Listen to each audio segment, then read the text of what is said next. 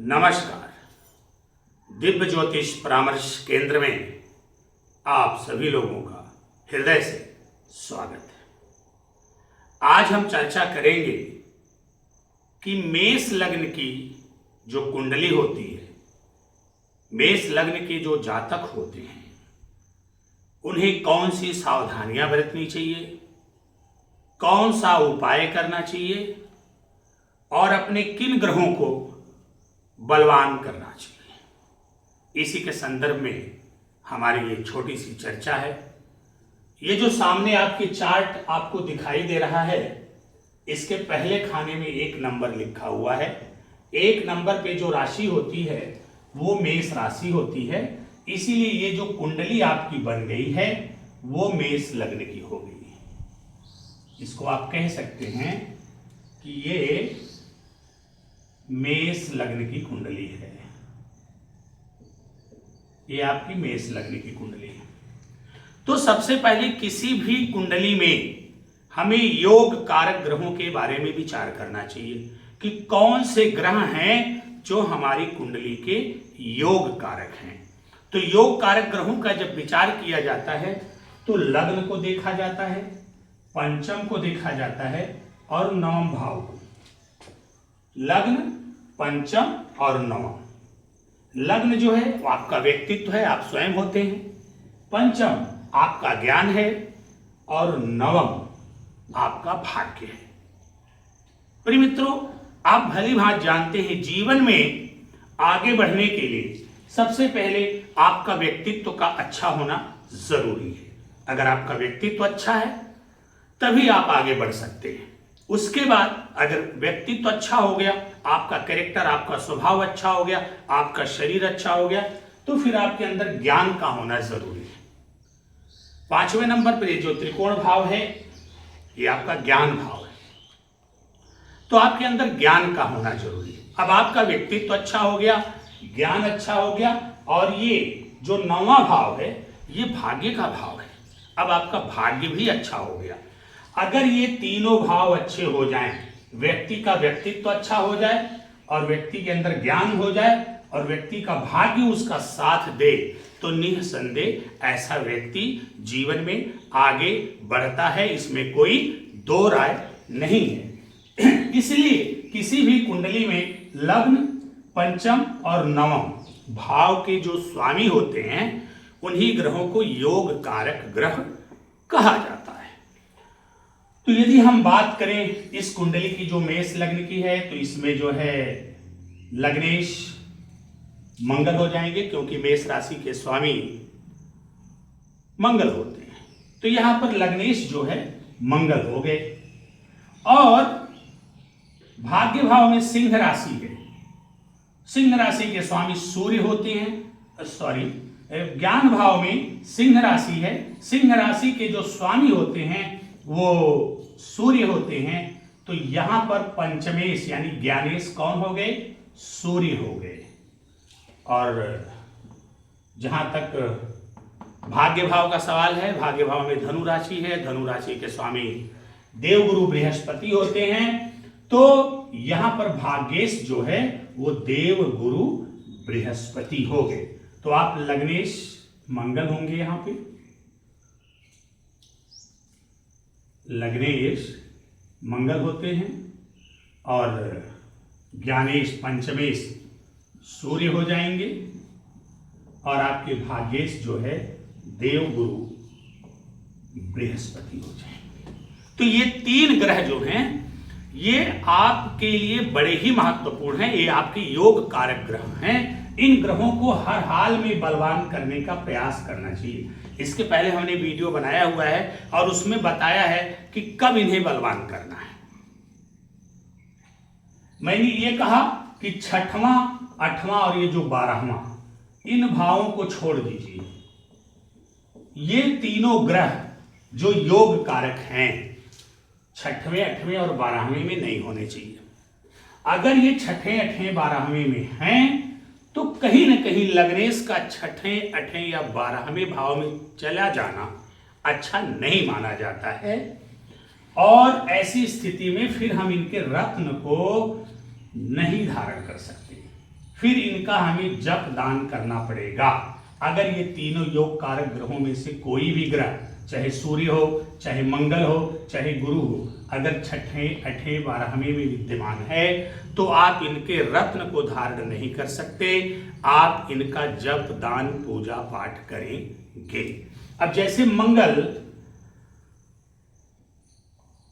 अगर इन छठे, 8वें और 12वें भाव को छोड़कर और साथ में चौथे, देखिए मंगल को यह भी ध्यान रखना होता है कि मंगल लग्न में है, चौथे में है, 7वें में है, 8वें में है, 12वें में है, तो मांगलिक दोष बनाता है।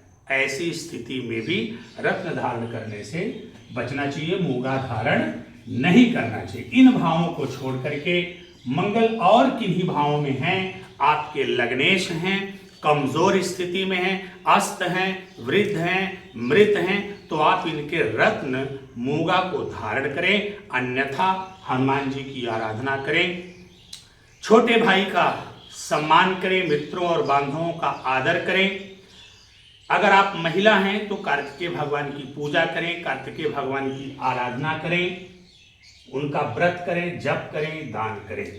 ध्यान देना है कि मंगल यहाँ लग्नेश के साथ साथ अष्टमेश भी बन रहे हैं, क्योंकि अष्टम भाव में इनकी वृश्चिक राशि है, तो कहीं न कहीं इनका जो आपके जीवन पर फल रहेगा वो मिला जुला फल प्रदान करेंगे मंगल यहां पर। तो कुल मिला जुला करके आप अगर मेष लग्न के हैं तो आपको हनुमान जी की और भगवान कार्तिकेय की आराधना अवश्य ही करनी चाहिए। छोटे भाई का सम्मान करिए, मित्रों का, बांधवों का सम्मान करिए, उनके साथ कोई धोखा इत्यादि मत करिए। आइए बात करते हैं पंचम भाव की। पंचम भाव में सूर्य, पंचमेश जो होते हैं वो सूर्य होते हैं। अब अगर सूर्य लग्न में हो, द्वितीय में हो, तृतीय में हो, चतुर्थ में हो, या पंचम में हो, या फिर नवम में हो, या दशम में हो, या 11वें घर में हो और कमजोर स्थिति में हो, तो आप आंख मूंद करके इनके रत्न माणिक्य को धारण कर सकते हैं। वैसे मैंने एक दिन कहा भी था कि मेष लग्न वालों के लिए सूर्य प्रबल राजयोग कारक ग्रह बन जाते हैं, लेकिन यदि इसके अलावा छठवें में है, 7वें में बैठेंगे तो नीच के हो जाएंगे। तुला राशि में सूर्य नीच के हो जाते हैं। सूर्य 6वें में है, 7वें में है, 8वें में है, या फिर 12वें में है। अगर ऐसी स्थिति में सूर्य हैं तो फिर आपको माणिक्य रत्न धारण करने से बचना चाहिए। आपको जो है सूर्य भगवान की आराधना करनी चाहिए, आदित्य हृदय स्तोत्र का पाठ करना चाहिए, पिता का सम्मान करना चाहिए, पिता समान व्यक्तियों का भी सम्मान करना चाहिए, और मंदिरों में जाकर के बंदरों को गुड़ खिलाना चाहिए। इसके अलावा आप गेहूं का भी दान कर सकते हैं। बहुत सारी चीज़ें आप हमारे YouTube चैनल पर जाएंगे तो वहाँ पर हमने सूर्य के लिए बताई हुई है। अगली बात करते हैं भाग्येश की। तो भाग्येश यहाँ पर देवगुरु बृहस्पति हो रहे हैं। भाग्येश होने के साथ साथ व्ययेश भी देवगुरु बृहस्पति बन रहे हैं। तो देवगुरु बृहस्पति भी यहाँ पर मिला जुला फल प्रदान करेंगे, कुछ भाग्य भाव का और कुछ व्यय भाव का फल प्रदान करेंगे। लेकिन चूंकि आपके लिए योग कारक हैं, इसलिए आपके लिए सर्वाधिक फल जो है भाग्य भाव का ही प्रदान करेंगे, क्योंकि देवगुरु बृहस्पति भाग्य भाव के कारक होते हैं। भाग्य देखना होता है तो देवगुरु बृहस्पति को ही देखा जाता है। तो यदि आप मेष लग्न के हैं तो देवगुरु बृहस्पति यदि 6वें, 7वें, जिन्हें 6वें भाव, 8वें भाव, 10वें भाव और 12वें भाव, 6, 8 और 10 में यदि देवगुरु बृहस्पति बैठे हैं, 6, 8, 10 और 12, इन चारों भावों में अगर देवगुरु बृहस्पति बैठे हुए हैं, क्योंकि 10वें भाव में अपनी मकर राशि में जाकर के नीच के हो जाएंगे, तो ऐसी स्थिति में आपको रत्न धारण नहीं करना चाहिए। विष्णु भगवान की आराधना करनी चाहिए, बड़े बुजुर्गों का सम्मान करना चाहिए, गुरुओं का आदर करना चाहिए, गुरुओं का सम्मान करना चाहिए। इस तरह से यदि आप करेंगे तो निश्चित रूप से जो है आपको जबरदस्त फल प्राप्त होगा। केले का वृक्ष लगाइए, उसको निरंतर जल दीजिए, ये सारा काम आप करेंगे। तो ये तो रही बात योग कारक ग्रहों की। अब अगला जो सबसे महत्वपूर्ण घर होता है वो ये दशम भाव होता है, क्योंकि ये कर्म भाव है और कर्म भाव में 10 नंबर लिखा हुआ है और लाभ भाव में 11 नंबर लिखा हुआ है। आप देखिए, अब यहां पर कर्म भाव के स्वामी शनि हो गए। कुंडली किस लग्न की है? मेष लग्न की, लेकिन कर्म के कारक कौन है? शनि हैं। आपको ध्यान रखना है कि आपको कर्मठी बनना होगा, कार्यों के प्रति जिम्मेदार भी बनना होगा, सत्कर्म से भी जुड़ना होगा। अब यहां पर नीलम तो आप धारण नहीं कर सकते, परंतु शनि को प्रसन्न करने का एकमात्र रास्ता है कर्म और सत्कर्म। कर्म और सत्कर्म दोनों को करते हुए आप कर्तव्य निष्ठ होकर के, पूर्ण निष्ठावान होकर के, निष्ठा पूर्वक जब अपने कार्यों को करेंगे, सत्कर्म का सहारा लेंगे, दान पुण्य इत्यादि करेंगे, मजदूरों के प्रति, अधीनस्थ कर्मचारियों के प्रति, छोटे लोगों के प्रति, मजबूर लोगों के प्रति, उनके प्रति जब आप सम्मान का भाव रखेंगे तो निश्चित रूप से जो है शनि को बल मिलेगा और आपका कर्म क्षेत्र प्रबल होगा। वो चाहे गवर्नमेंट सर्विस हो या प्राइवेट सर्विस हो या आपका कोई बिजनेस व्यापार हो, उसमें जबरदस्त सफलता आप प्राप्त करेंगे। आपको शनि का भी जाप करना चाहिए। शनि के लिए, उनको प्रसन्न करने के लिए सबसे बढ़िया उपाय होता है गरीबों की, मजदूरों की, मुफलिसों की, मजलूमों की सेवा करना। यदि आप इन सारे कार्यों को करेंगे तो लाभ भी होगा और यहां पर आपको आपका कार्य भी सिद्ध होगा, इसमें कोई दो राय नहीं है। यहां पर आप देख सकते हैं सुख भाव में ये जो भाव है, यहां पर चंद्रमा की राशि कर्क राशि, तो सुख भाव के स्वामी कौन हो गए? चंद्रमा हो गए। अब सुख भाव के स्वामी चंद्रमा हैं तो आपको निरंतर सुखों की प्राप्ति हेतु भगवान भोलेनाथ की शरण में बने रहना चाहिए। अपनी माता का सम्मान करना चाहिए, माता समान स्त्रियों का सम्मान करना चाहिए। पानी की बर्बादी आपको नहीं करनी चाहिए, जल आपको बर्बाद नहीं करना है। जल बर्बाद करेंगे तो आपका चंद्रमा खराब होगा, माँ का अपमान करेंगे तो चंद्रमा खराब होगा और आपके जीवन से सुख संपत्ति नष्ट हो जाएगी। यहाँ पर चंद्रमा भूमि भवन वाहन के कारक हैं। आप जितना ही माता का सम्मान करेंगे, माता समान स्त्रियों का सम्मान करेंगे और साथ ही साथ जल और दूध की यानी द्रव की बर्बादी नहीं करेंगे तो निश्चित रूप से चंद्रमा आपको सारी सुख सुविधा प्रदान करेंगे।